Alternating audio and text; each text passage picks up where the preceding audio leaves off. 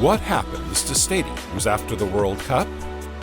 The FIFA World Cup is a global spectacle featuring 32 nations competing head-to-head to secure a shot at legacy.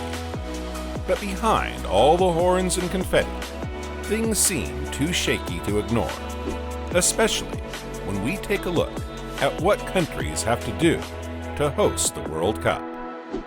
In this video, we'll deep dive into what exactly happens after the show ends. Besides the obvious controversial and ethical issues, we'll cover the costs of planning a project of that scale, the infrastructure needed, and its potential impact on the city, both before and after the event. Welcome to the Elite Originals. Securing a nomination. Before your country even gets a chance to house its own stadium, you must ensure your destination has the appeal needed to attract an international audience. To pass the strict criteria, the host must have a secure, tourist-friendly locations with a robust economy, ready to tackle all of the expenses that come with an event of this scale. The FIFA World Cup is an international event, with viewers tuning in from all across the globe. The large influx of players and fans expect luxury, and the city has to be able to accommodate them and their needs. Because of this reason, the bidding process for the selection of a host country begins roughly 7 years before the actual event takes place. Some of the requirements for hosting the FIFA World Cup, including constructing 12 stadiums, training grounds for the athletes, luxury hotels and shopping centers, adequate medical facilities nearby, roads, and hospitality infrastructure, to name a few. Meeting the guidelines. Let's assume your country just got the prestigious honor of being the next host of the FIFA World Cup. What's going to happen now? Well, for starters, expect to see a stadium or two popping up soon in your vicinity, or maybe even more. Most countries don't have the resources to rebuild and renovate their old stadiums. After all, new stadiums cost approximately the same amount of money. Remember that these megastructures cost billions of dollars each, and some of that bill gets paid off with your hard-earned taxpayer money. And that's not all. Before even preparations begin for the big tournament, the host country is provided with a long list of regulations and standards by FIFA. Most of these are regarding the infrastructure, but also consist of planning for providing tourists with proper hospitality. Sustaining your new stadium. Qatar spent an estimated $220 billion on the 2022 FIFA World Cup. They got 8 stadiums up and running in time for the games and delivered a somewhat satisfying event. Be that as it may, the benefits of being a host nation aren't usually monetary, but are actually meant to endorse your country to the world. Russia tried to do the same thing during the 2018 World Cup, but regretted its decision immediately.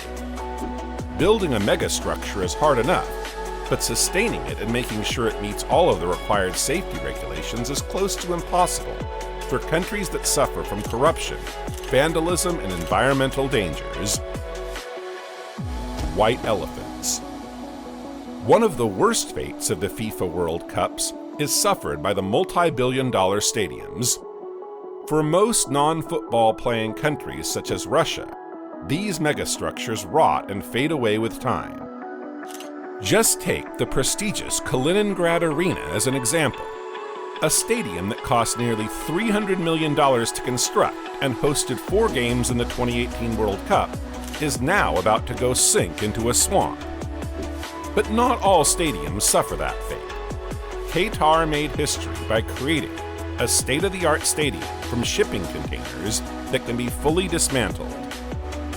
Brazil, however, was not so lucky, seeing as its esteemed main Garrincha Stadium is a meager bus depot now.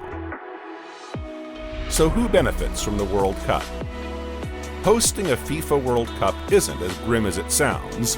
After all, no country is foolish enough to spend billions with no possibility of return in sight. Throughout the month-long tournament, countries make hundreds of millions of dollars in tourism and sponsors.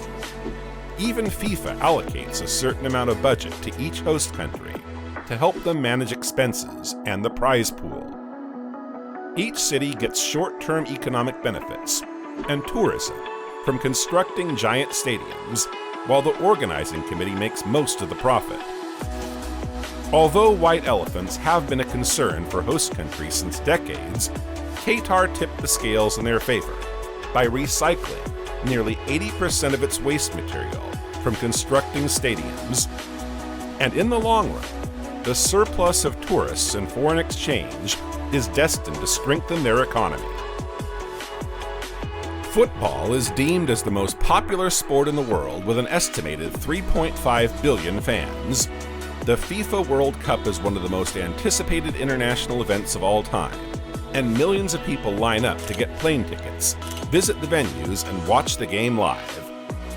Providing potential officials, athletes, and tourists with a stadium can benefit your country's image, but it can also put you in crippling debt if you fail to manage your long-term strategy.